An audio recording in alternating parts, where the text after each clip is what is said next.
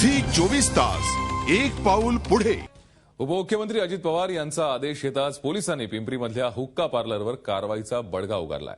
पोलिसांनी ही कारवाई सुरू केली असली तरी पोलिसांवर आबांचा वचक की अजितदादांचा ही चर्चा दबक्या आवाजात सुरू झाली आहे।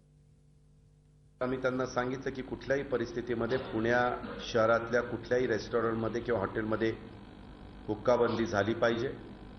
त्याच्यामध्ये कायदा सुव्यवस्था ही चोखपणेच राहिली पाहिजे। अजित पवारांनी पुण्यात घेतलेल्या पत्रकार परिषदेत हुक्का पार्लरवर कारवाईचे आदेश दिले।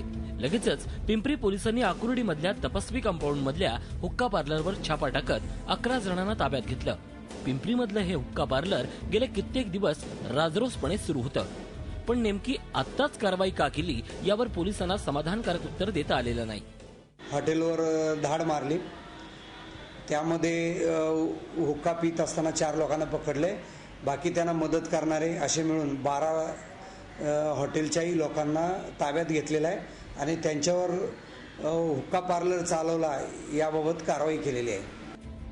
मुळातच पोलिसांवर पाटलांचा वचक का अजितदादांचा याची चर्चा आता पुन्हा सुरू झाली आहे। त्यातच पुणे ग्रामीण पोलीस अधीक्षकपदी झालेली लक्ष्मी गौतम यांची निवड अजित पवार यांच्यामुळे रद्द झाल्याची जोरदार चर्चा आहे। राजकीय कुरघोडी असो वा नसो, या निमित्तानं हुक्का पार्लरवर कारवाई झाली ही समाधानाची बाब। झी 24 तास एक पाऊल पुढे।